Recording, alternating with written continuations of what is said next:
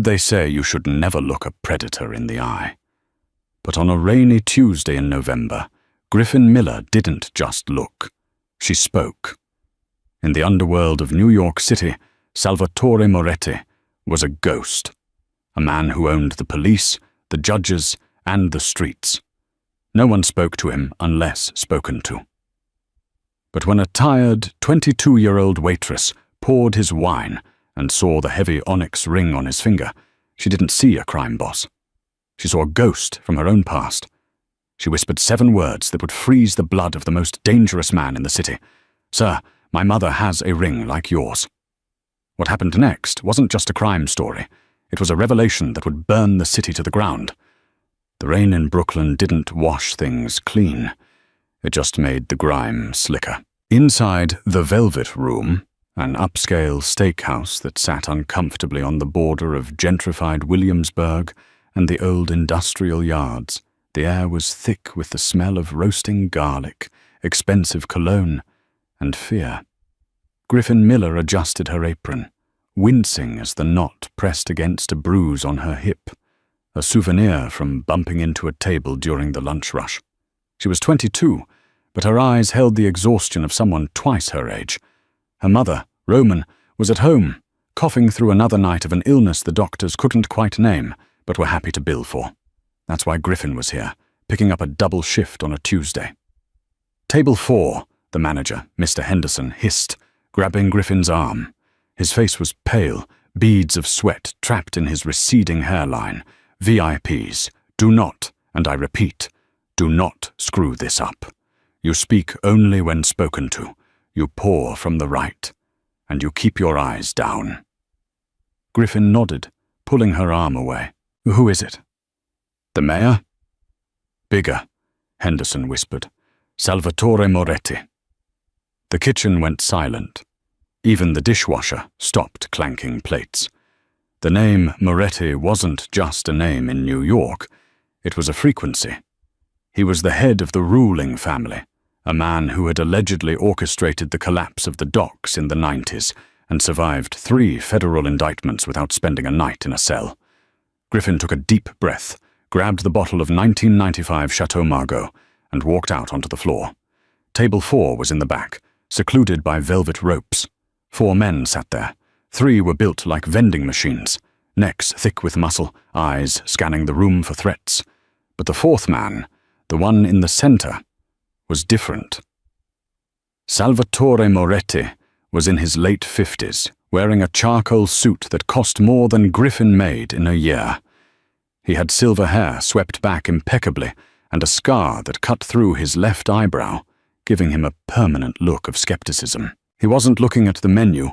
He was staring at a glass of water, his expression unreadable. Griffin approached the table. Her hands were shaking, just a little. "Good evening, gentlemen," she said, her voice steady despite her pulse hammering in her throat. "I have the Margaux you requested." One of the bodyguards, a man with a broken nose named Luca, moved to stop her, but Salvatore raised a hand, a single finger lift. The bodyguard retreated. "Pour," Salvatore said. His voice was like gravel wrapped in silk. Griffin moved to his right. She uncorked the bottle with practiced efficiency. As she tilted the bottle, the sleeve of Salvatore's jacket pulled back slightly. There it was. It sat on his ring finger, heavy and absorbing the dim light of the chandelier. It was a signet ring, but not a standard one. It was black onyx, set in white gold. In the center of the stone was a distinct, hand-carved crest, a double-headed hawk clutching a single thorny rose. Griffin froze. The wine dribbled, a single drop splashing onto the pristine white tablecloth. The table went deathly quiet. Luca, the bodyguard, stood up halfway, his hand reaching inside his jacket. A stain on Moretti's table was usually a death sentence for a waiter's career, if not worse. "I am so sorry," Griffin gasped, reaching for a napkin. Salvatore didn't look at the stain. He looked at her. His eyes were the color of ice. "Leave it," he commanded. Griffin stopped. She looked at the ring again. She couldn't help it. The image of that hawk and the rose was burned into her earliest memories. She had seen it in the bottom of her mother's jewelry box, hidden beneath old receipts and broken necklaces. The silence stretched, agonizing and heavy. Griffin knew she should leave. She knew she should apologize and run, but the words tumbled out before her brain could filter them. "Sir," she whispered, her voice trembling. Salvatore looked up, his gaze intense. "What?" "My mother." Griffin swallowed hard, clutching the wine bottle to her chest like a shield. "My mother has a ring like yours." The reaction was instantaneous. The air left the room. Salvatore Moretti, the man who never flinched, went rigid. His hand, which had been resting on the table, curled into a fist, the knuckles turning white. "What did you say?" he asked. The volume didn't change, but the intensity doubled. "The ring," Griffin stammered, pointing a shaking finger. "The hawk and the rose. My mother. Roman. She keeps one just like it in her box. She told me never to touch it."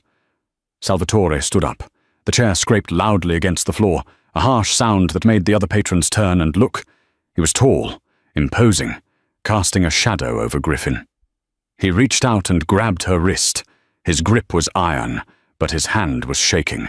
"Roman?" he rasped. "You said Roman?" "Yes," Griffin squeaked. "Roman Miller. Please, sir, you're hurting me." Salvatore didn't let go. He pulled her closer, ignoring his bodyguards who were now surrounding them to block the view of the other diners. He stared into Griffin's face, searching her eyes, her nose, the curve of her chin. It was as if he was looking for a ghost. "Get the car," Salvatore barked at Luca. "Boss?" Luca asked, confused. "We haven't ordered." "I said get the car," Salvatore roared, his composure shattering. He looked back at Griffin, his eyes wide with a mix of terror and wonder. "You're coming with me?" "No," Griffin said, pulling back. "I can't. Your shift is over," Salvatore said, his voice dropping to a terrifying whisper. "Your life as a waitress is over. If Roman Miller is your mother, then we have a lot to talk about." He didn't wait for her consent. He began to drag her towards the exit. Griffin looked around for help, but Mr. Henderson was cowering behind the host stand, and the other diners looked away, terrified to intervene. As they stepped out into the rainy New York night, Griffin realized with a sinking heart that the stories were wrong. Salvatore Moretti wasn't a ghost. He was a storm, and she had just walked right into the eye of it. The ride was silent. Griffin sat in the back of a bulletproof Cadillac Escalade, squeezed between the leather door and Salvatore Moretti. He hadn't spoken a word since they left the restaurant. He just stared out the window at the blurring city lights, his thumb absent-mindedly rubbing the onyx ring on his finger. Griffin's mind was racing. Was she being kidnapped? Was her mother in trouble? Why did a mob boss care about a piece of jewelry her mum kept hidden in a velvet pouch? The car slowed as they pulled into a gated driveway in the Upper Saddle River area of New Jersey. The house wasn't a house. It was a fortress. High walls, cameras, and men patrolling with dogs. "Inside," Salvatore ordered as the car stopped. They brought her to a study that smelled of old paper and tobacco. Salvatore gestured for her to sit in a leather armchair. He didn't sit. He poured 2 glasses of brandy, his hands steady now. He handed one to her. "Drink," he said. "You look like you're going to pass out." Griffin took the glass but didn't drink. "I want to call my mum," she said, trying to summon the toughness she used when dealing with drunk customers at 2 a.m. "She'll be worried. Your mother knows better than to worry when the past comes knocking," Salvatore said darkly. He leaned against his mahogany desk, crossing his arms. "Tell me about the ring, Griffin. Exactly. Don't lie to me. I found it when I was 10, Griffin began, her voice shaky. I was snooping in her room. It was heavy. Black stone. The hawk and the rose. When Mum caught me with it, she screamed. I'd never seen her so angry. She cried for hours afterward. She told me it was a mistake, a reminder of a life she ran away from. Salvatore closed his eyes for a moment, a look of pure pain crossing his face. "A mistake," he muttered. "Who are you?" Griffin demanded, emboldened by the brandy fumes. "Did you know her?"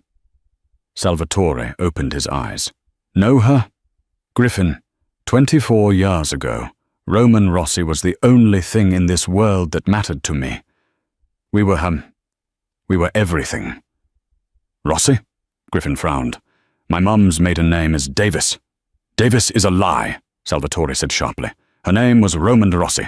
She was the daughter of my father's consigliere. We grew up together. We fell in love. But in our world, love is a liability. There was a war coming. The Albanian syndicates were moving in on the 5 families. It was blood in the streets every day." He stood up and walked to a safe behind his desk. He spun the dial and pulled out an old, yellowing photograph. He tossed it onto Griffin's lap. It was a picture of a young couple on a boardwalk, laughing. The man was a young, handsome Salvatore, smiling in a way Griffin couldn't imagine him doing now.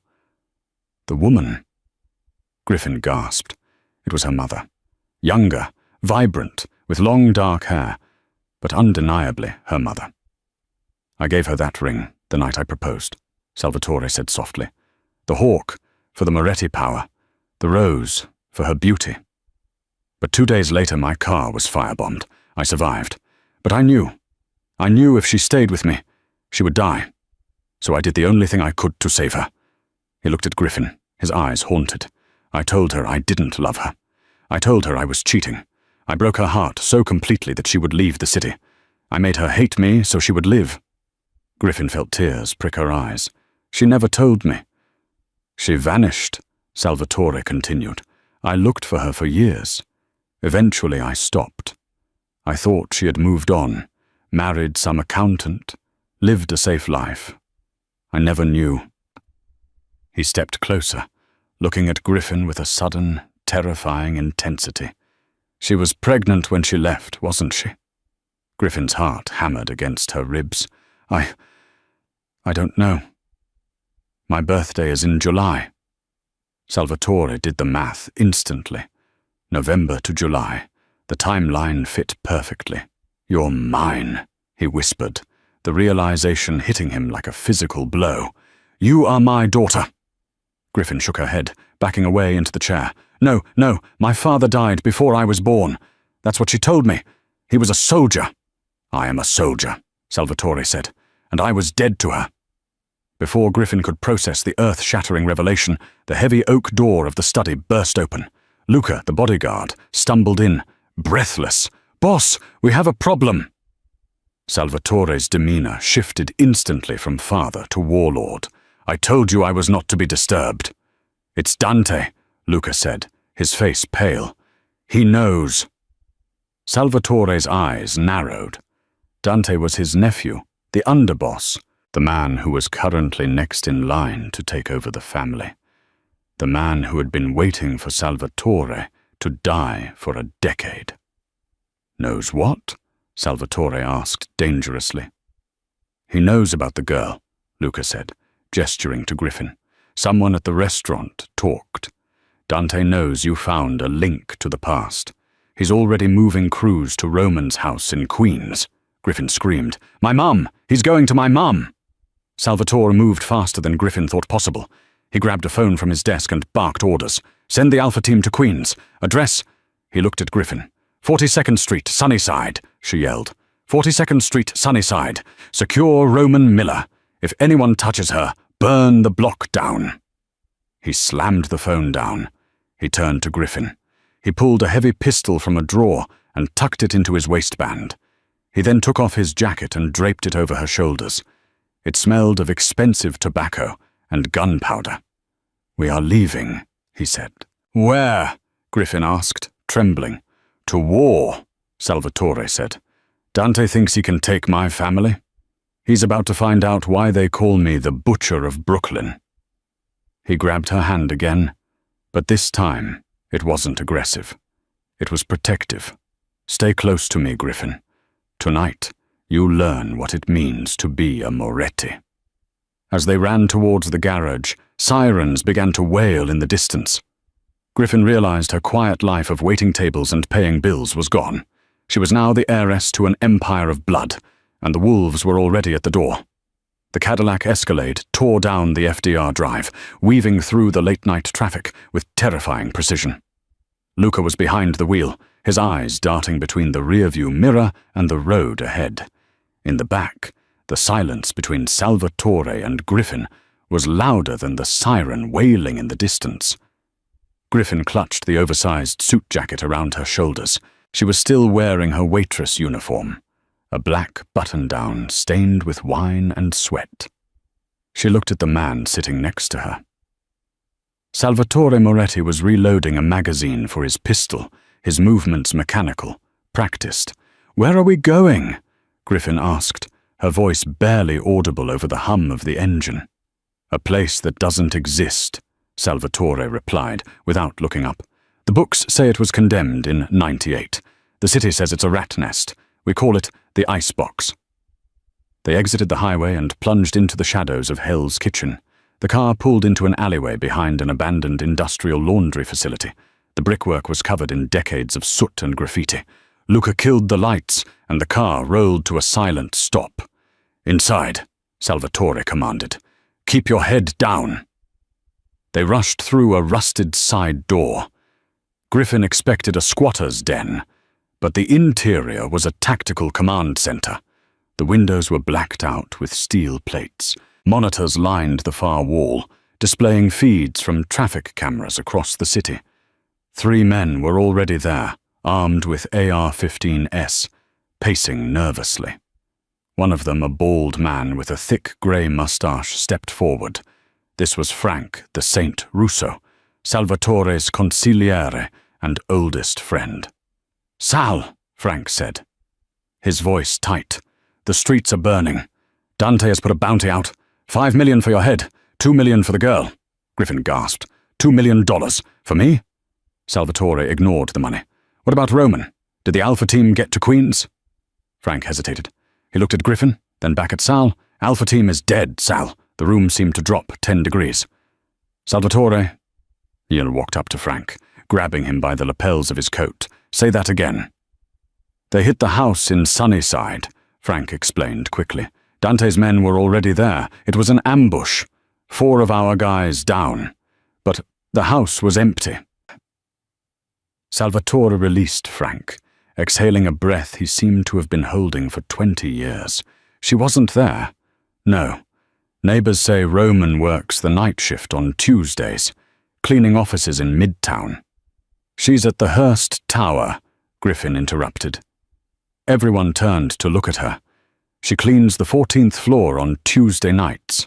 She doesn't get off until 2 a.m. Salvatore looked at his watch. It was 1:15 a.m. "Luca," Salvatore barked, "get the SUV ready. We're going to Midtown." "Boss, it's suicide," Luca argued. "Midtown is crawling with cops and Dante's spotters. If we show up there in a convoy, we're dead." "That's my wife out there," Salvatore roared, the mask of the cool mob boss slipping to reveal the desperate man underneath. "And that is her mother." He pointed to Griffin. "I don't care if the entire NYPD is parked out front. We get her." Griffin stepped forward. She was terrified, her knees shaking. But something in Salvatore's desperation sparked a strange courage in her. "I can track her." Salvatore looked at her. "What?" Griffin pulled her cracked iPhone out of her apron pocket. "We share locations. It's a safety thing because I walk home late. Find my friends." She tapped the screen. A blue dot pulsed on the map. It wasn't at the Hearst Tower. It was moving, fast, down 8th Avenue. "She's in a cab," Griffin said, panic rising. "She's heading toward Penn Station." "She's running," Salvatore realized. "She must have heard about the attack on the house. She's trying to get on a train." "Penn Station," Frank said grimly. "That's a choke point. If Dante knows she's running, he'll have men at every entrance. It's a kill box." Salvatore turned to the weapons rack on the wall. He grabbed a heavier vest and tossed it to Luca. He then turned to Griffin. He took the onyx ring off his finger, the ring that had started it all, and pressed it into her hand. "Take this," he said. Griffin looked at the heavy black stone. "Why?" Because if I die tonight, Salvatore said, his voice deadly serious, that ring is the only thing that will keep the wolves from eating you alive. Show it to the commission. Tell them you are the blood of Salvatore Moretti. They are bound by the old laws to protect you. You're not going to die, Griffin said, surprised by her own conviction. Salvatore offered a rare, grim smile. It made him look like the man in the photograph for a fleeting second. Let's hope you're right. Luca, Frank, lock and load. We're going to Penn Station. Underscore, underscore, underscore, underscore, underscore, underscore, underscore, underscore, underscore, underscore, underscore, underscore, underscore, underscore, underscore, underscore. Penn Station at 1:45 a.m. was a purgatory of tired commuters, homeless drifters, and tourists dragging heavy suitcases. The fluorescent lights hummed with a sick, yellow energy. Salvatore, Luca, and Griffin entered through the 34th Street entrance. They moved in a tight formation. Salvatore had his coat buttoned to hide the heckler and Coke pistol at his waist, but his eyes were scanning every face in the crowd. Check the app, Salvatore whispered. Griffin looked at her phone. She's close, near the Amtrak ticket booths. They pushed through the crowd. Griffin's heart was hammering against her ribs like a trapped bird. Every stranger looked like a hitman. Every sudden movement made her flinch. Then she saw her. Roman Miller stood near a pillar, clutching a battered red suitcase. She looked older than the photo Salvatore had shown Griffin, her face lined with years of hard work and worry. But her eyes were the same, dark, expressive, and currently filled with terror. She was looking up at the departure board, trembling. "Mom!" Griffin screamed. Roman turned. When she saw Griffin, relief washed over her face, followed immediately by horror when she saw the man standing behind her daughter. "Sal," Roman whispered, the name falling from her lips like a prayer. Salvatore stopped 10 feet away. For a moment, the chaos of the station faded. He just looked at her, the woman he had pushed away to save, the woman who had raised his child in secret. "Roman," he said hoarsely, "we have to go. Now."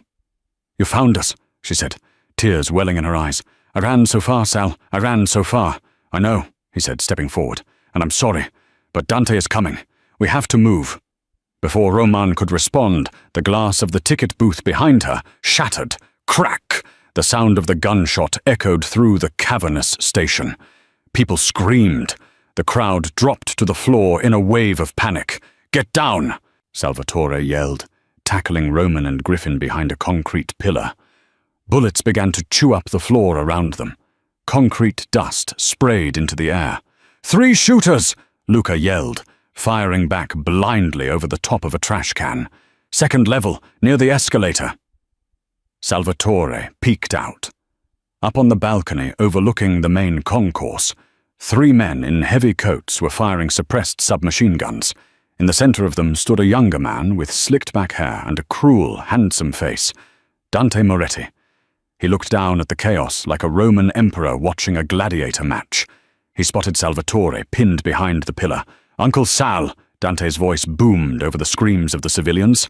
"Retirement looks good on you. Why don't you die like a good old man?" "Luca, cover fire," Salvatore ordered. Luca popped up and unleashed a volley of shots. The shooters on the balcony ducked. "We need to get to the tracks," Salvatore told Roman and Griffin. "Track 14. There's a maintenance tunnel that leads to the subway. It's our only way out." "I can't run fast," Roman cried, clutching her chest. "Sal, my heart." Salvatore grabbed her face in his hands. "You don't have to run. I'll carry you if I have to. But we are leaving this station together. Do you understand?" He looked at Griffin. "Stay between me and Luca. Don't stop moving." "Go!" Salvatore yelled. They broke cover.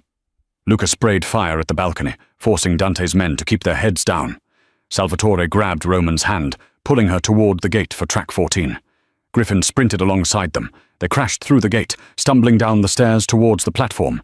A train was idling there, empty and dark. "Down the platform! To the end!" Salvatore shouted.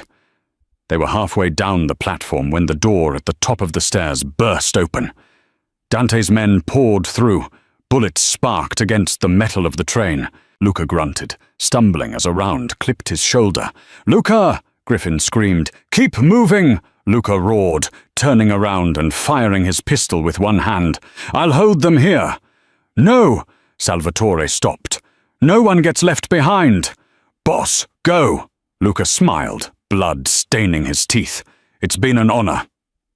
Luca charged back toward the stairs, firing wildly, drawing all the enemy fire onto himself. He bought them 5 seconds. 5 seconds was all they needed. Salvatore dragged Roman and Griffin off the end of the platform, into the darkness of the train tunnel. They ran along the gravel, the only light coming from the distant signals. Behind them, the gunfire intensified, then suddenly stopped. Griffin knew what that meant. She bit her lip to keep from sobbing. Luca was gone. They ran for what felt like miles. Finally, Salvatore found a rusted service door. He kicked it open, revealing a damp, narrow staircase leading up. They emerged into the cool night air of a back alley in Chelsea. They were miles from the station, covered in soot and sweat. Salvatore collapsed against a dumpster, sliding down until he was sitting on the wet pavement. He was breathing hard, clutching his side. Griffin realized for the first time that his suit was wet with blood. "Sal!" Roman dropped to her knees beside him. "You're hit." "Just a scratch." Salvatore winced, moving his hand. It wasn't a scratch. A bullet had caught him just above the hip. "We need a doctor," Griffin said, panic rising again. "We can't go to a hospital. They'll report it." Salvatore looked at Roman. His eyes were glassy. "Do you remember Dr. Evans, the vet?" Roman nodded, tears streaming down her face. "The one who stitched you up in '99. Is he still alive?" "He owes me," Salvatore wheezed. "He's in Queens. We have to keep moving." He tried to stand but stumbled. Griffin caught him on one side, Roman on the other. "We got you," Griffin said. The weight of him was immense, heavy with muscle and the burden of his sins. "Griffin," Salvatore whispered as they limped towards the main road to hail a cab. "You did good back there. You have the blood." Griffin didn't know if that was a compliment or a curse. She felt the heavy onyx ring in her pocket, cold against her thigh.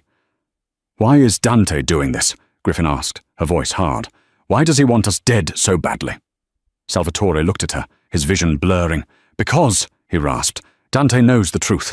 The ring isn't just jewelry, Griffin. It's the key to the vault in Zurich, the vault that holds the blackmail files on every judge, politician, and cop in New York. Whoever holds the ring controls the city." He looked at Roman, "and he knows. He knows I left the ring to you in my will 20 years ago. As long as you two are alive, he can never truly be king." Griffin looked at her mother, then at the dying man in her arms. The waitress from Brooklyn was gone. In her place was a woman who realized she was holding the keys to the kingdom, and the devil was coming to take them back. "Let's get him to the vet," Griffin said, her voice turning to steel. "And then we're going to kill Dante." Dr. Evans operated on Salvatore on a metal table usually reserved for Great Danes. The back room of the veterinary clinic smelled of antiseptic and dog food. Griffin sat in the waiting area, watching the street through the blinds. She held a scalpel she had swiped from a tray. It felt small and silly compared to the guns Dante's men had, but it was something. Roman came out of the back room, wiping blood from her hands with a paper towel. She looked exhausted. "He's going to make it," Roman said softly. "The bullet missed the artery. He's tough. He always was." Griffin turned to her mother. "Why didn't you tell me? All these years. You told me my father was a dead soldier." Roman sat down, sighing deeply. "He was a soldier, Griffin. Just not the kind that fights for a country. I didn't tell you because I wanted you to be Griffin Miller, not Griffin Moretti. The Moretti name is a target. You saw tonight. That life, it eats people." "He said he broke your heart to save you," Griffin said. "Is that true?" Roman nodded slowly. "I didn't know it at the time. I hated him for years.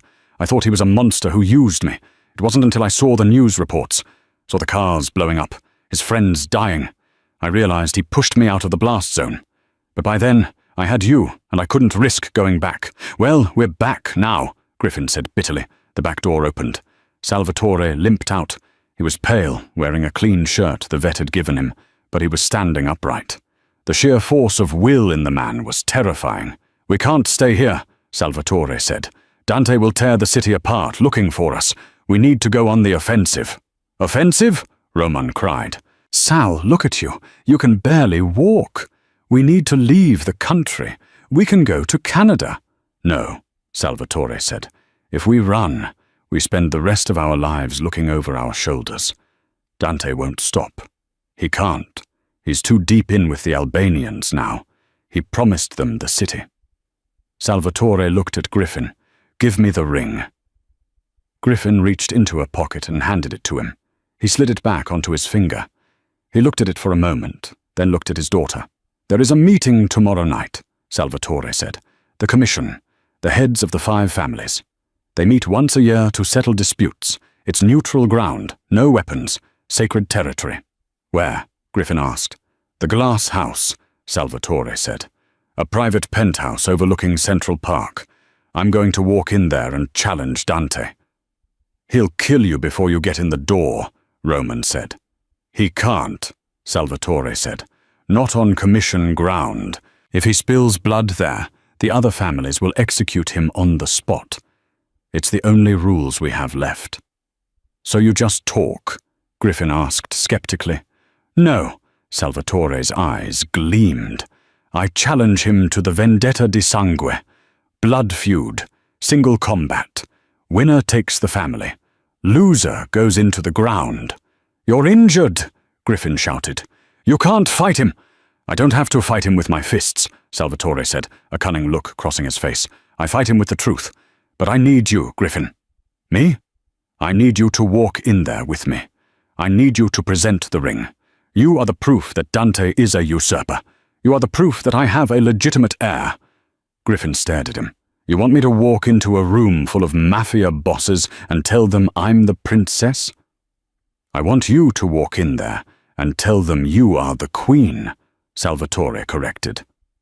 The plan was madness. It was suicide.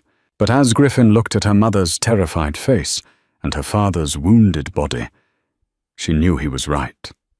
Running meant dying slowly. Fighting meant a chance at living. Okay, Griffin said. I'll do it. But on one condition.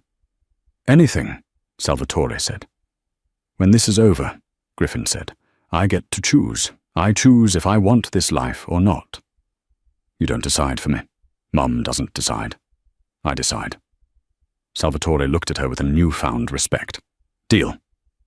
The Glass House was the unofficial name for the penthouse of a super-tall skyscraper on Park Avenue. It was one of the few places in New York that looks down on the clouds. The walls were floor-to-ceiling glass, offering a 360-degree view of a city that shimmered like a bed of diamonds. Inside, the atmosphere was suffocating. A massive circular table made of black marble dominated the room.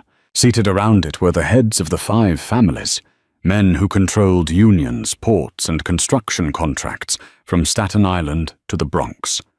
Griffin stood at the elevator doors, her heart thudding against her ribs. She was no longer wearing her waitress uniform. Roman had found an old black dress in her suitcase, simple, elegant, and severe. Griffin had pulled her hair back tight. She looked like a judge. Salvatore stood beside her. He was leaning heavily on a cane, his face pale from blood loss, but his eyes burned with a feverish intensity. Remember, Salvatore whispered as the elevator chimed, fear is a choice. Do not choose it. The doors slid open. The conversation at the table stopped instantly. Every head turned.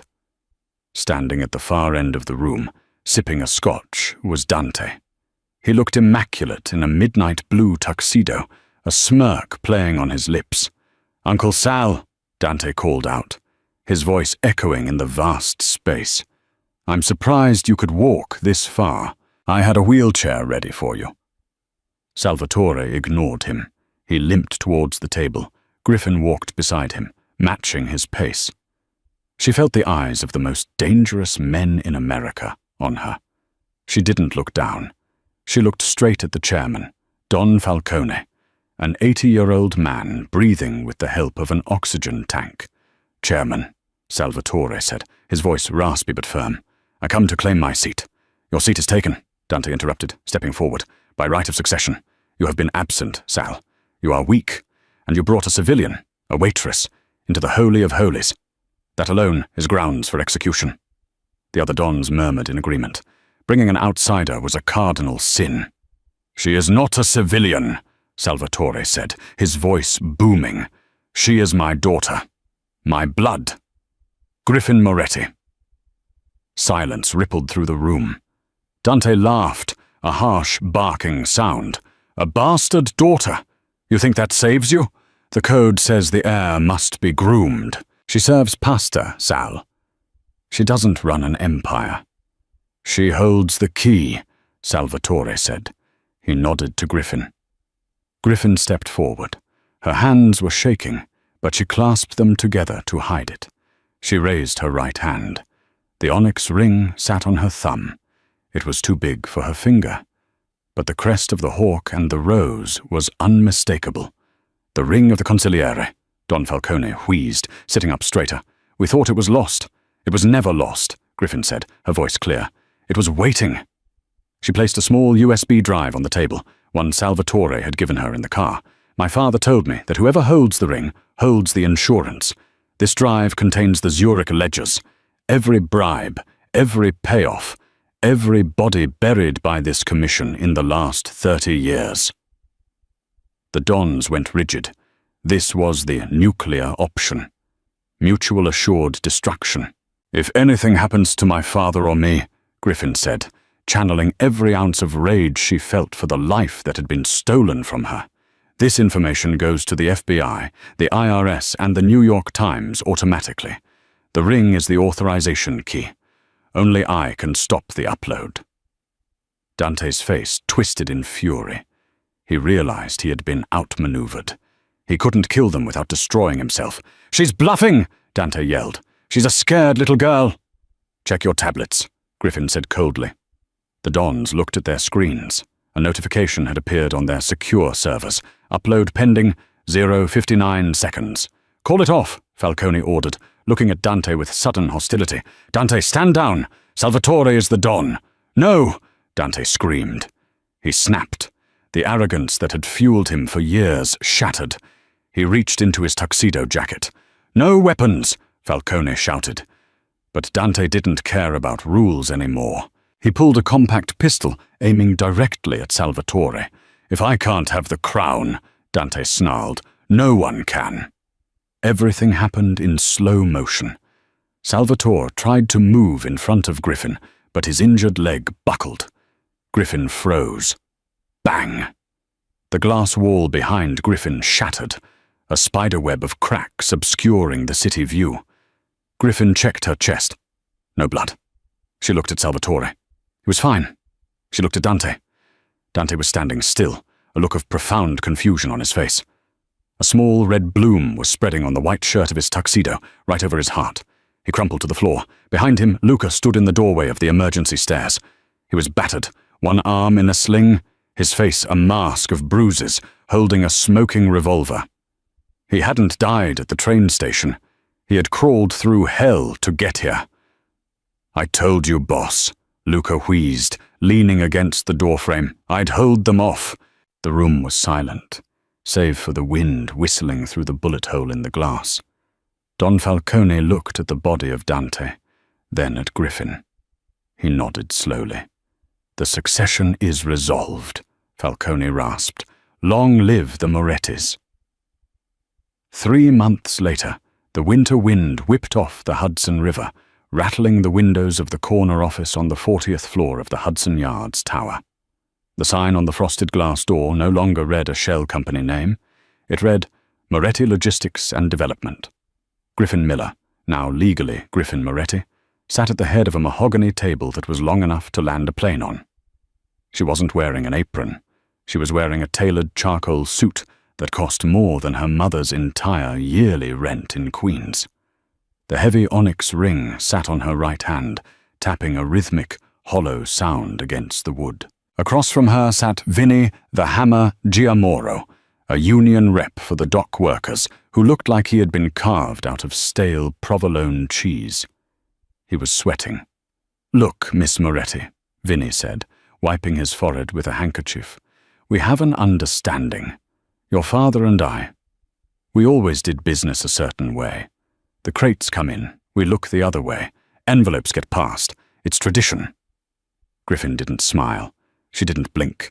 She simply opened a manila folder in front of her. "Tradition is dead, Vinny. We are moving into construction materials, legitimate imports, marble from Italy, steel from Pennsylvania, no more special crates from Colombia." Vinny chuckled nervously. "That's cute. But the boys on the dock? They need their cut. If the envelopes stop, the cranes stop. That's just physics." In the corner of the room, Salvatore Moretti sat in a high-backed leather chair. He was thinner now, leaning on a polished cane made of black walnut. At Vinny's threat, Salvatore's hand twitched toward his hip, a reflex honed over 40 years of violence. Griffin saw the movement. She raised a single finger. "Stay down." She turned her gaze back to Vinny. "You're threatening a work stoppage?" "I'm negotiating," Vinny smirked. Griffin slid a single sheet of paper across the table. "This isn't a negotiation. It's an eviction notice."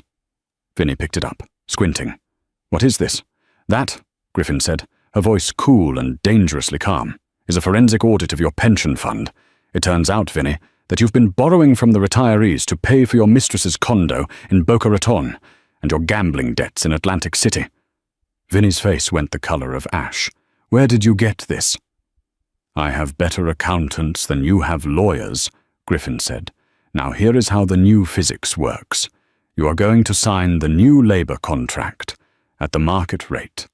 Then you are going to retire. Today. You will cite health reasons. If you don't, I send this paper to the district attorney, and then I send a copy to the wives of the men whose pensions you stole."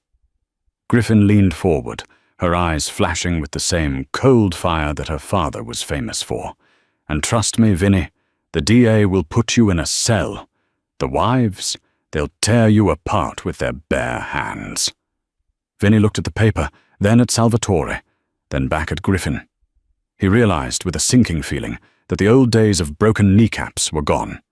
This was worse. This was total destruction. He signed the contract with a shaking hand. "Get out," Griffin said. Vinny scrambled out of the room like the devil was snapping at his heels. When the door clicked shut, the silence in the room was heavy. Salvatore let out a long, low whistle. "I would have just broken his nose," Salvatore admitted, standing up and limping over to the window. "It's faster. And then the union strikes. The cops come sniffing. And we lose the Midtown contract," Griffin countered, closing the folder. "My way keeps the cash flowing. Your way keeps the blood flowing. We're in the cash business now, Dad." Salvatore looked out at the city, a city he used to rule with fear, now watching his daughter rule it with leverage. He looked at her with a mixture of pride and something akin to fear. "You're scary, Griffin. You know that? You took to this life? Fast." "I didn't take to the life," Griffin said, standing up and walking to him. She adjusted his tie, a gesture of intimacy she never would have dreamed of 3 months ago. "I just stopped running from it. The world is full of wolves. I just decided to be the one holding the leash." "The commission is nervous," Salvatore said quietly. "They say you're changing things too quickly, cleaning up the money, cutting ties with the drug trade. They think you're soft." "Let them think it," Griffin said. "Soft is safe. Soft is underestimated. By the time they realize I own the banks that hold their mortgages, it'll be too late." The intercom buzzed. It was the receptionist. "Miss Moretti, your mother is on line 1. She says don't be late for dinner, or she's feeding your portion to the dog." Griffin smiled, a real, genuine smile that cracked the Ice Queen facade. Tell her we're leaving now. Underscore, underscore, underscore, underscore, underscore, underscore, underscore, underscore, underscore, underscore, underscore, underscore, underscore, underscore, underscore, underscore. The destination wasn't a fancy penthouse or a secluded mansion. It was the Velvet Room in Williamsburg. Griffin had bought the building 2 weeks after the shootout at the glass house. She hadn't bought it to close it down. She bought it to keep it exactly as it was. The restaurant was closed to the public for the night. Inside, the smell of garlic, rosemary, and roasting lamb filled the air, a scent that used to smell like work to Griffin, but now smelled like victory. In the kitchen, Roman Miller was stirring a massive pot of sauce. She wasn't wearing designer clothes. She was wearing her old jeans and a sweater, humming along to a Sinatra song playing on the radio. "You're late," Roman scolded without turning around, as Griffin and Salvatore walked in. "Traffic on the BQC," Salvatore said, hanging his coat on the rack. He moved to the counter, grabbed a piece of bread, and dipped it into the pot. Roman smacked his hand with a wooden spoon. "Out. Go sit down." "You too, Your Majesty," she winked at Griffin. Griffin sat at table 4, the table where it all began. The back door opened, and Luca walked in. He looked different. The sling was gone, though he walked with a slight hitch in his step. The scars on his face from the train station shootout had healed into jagged white lines that gave him a permanent scowl, but his eyes were bright. He wasn't carrying a gun tonight. He was carrying a crate of wine. 1995 Chateau Margaux, Luca announced, placing the bottle on the table. "Found a supplier who had a case left." "Pour it," Griffin said, "but try not to spill it this time." They all laughed, a sound that felt miraculous given the bloodshed that had brought them here. As Luca poured the wine, Griffin looked around the table. Her mother, the survivor who hid a king's ransom in a jewelry box for 20 years. Her father, the retired warlord learning to live without a war. And Luca, the soldier who had walked through fire for a family he wasn't born into. Salvatore raised his glass. His hand, usually so steady, trembled just slightly. Not from age, but from emotion. "To Roman," Salvatore said, his voice thick, "for keeping the secret." "To the ring," Luca added. "To the future," Roman said softly. They looked at Griffin. She held her glass up, the ruby liquid catching the light. She looked at the onyx ring on her finger, the hawk and the rose, war and beauty, power and grace. She finally understood what the crest meant. It wasn't about dominance, it was about balance. "To family," Griffin said, "the one we're born with, and the one we build." They drank. The wine tasted like velvet and earth. "So," Roman said, serving the pasta, "now that you've conquered New York, what's next? Are you going to run for mayor?" Salvatore snorted. "Don't insult her. The mayor works for us." "Actually," Griffin said, twirling her fork, "I was thinking about the West Coast. The ports in Los Angeles are a mess. They need management." Salvatore stopped eating. He looked at her, his eyes widening. "LA. The Triads run LA. They run it badly." Griffin shrugged. "I think they could use a consultant." Salvatore leaned back in his chair and started to laugh. It was a deep, belly-shaking laugh that echoed off the brick walls. God help them. God help them all. After dinner, Griffin stepped outside for a breath of fresh air. The snow had started to fall again, large flakes drifting down to cover the grime of the city streets. She walked to the edge of the sidewalk. A black SUV was idling there, waiting. But Griffin didn't get in immediately. She looked down the street toward the subway station. She could see the ghosts of her past life walking there. The tired waitress counting tips, the girl afraid of the dark, the daughter who didn't know her own name. She took the onyx ring off her finger. She held it up to the street lamp. The black stone seemed to absorb the light, holding the darkness within it, so she didn't have to carry it in her heart. She realized then that the Mafia princess story was wrong. She wasn't a princess. Princesses are rescued. Princesses inherit things they didn't earn. She had walked into the fire. She had stood in the glass house and stared down a gun. She had saved her father and redeemed her mother. She slid the ring back on. It fit perfectly. "Miss Moretti," Luca called from the car. "Everything okay?" Griffin turned back. Her face was set, her eyes clear and sharp as diamonds. "Everything is perfect, Luca," she said. "Call the pilot. Tell him to fuel up the jet. We're going to California in the morning." "Business or pleasure?" Luca asked, opening the door. Griffin smiled, and it was the smile of a predator who had finally found her hunting ground. "Strictly business, Luca. Strictly business." She slid into the back seat of the car. The door closed with a heavy, final thud, sealing out the cold, sealing out the past, and sealing her fate as the new queen of the American underworld. The engine roared to life, and the car disappeared into the white, snowy night, leaving only tire tracks that would be gone by morning, just like the enemies who dared to cross her.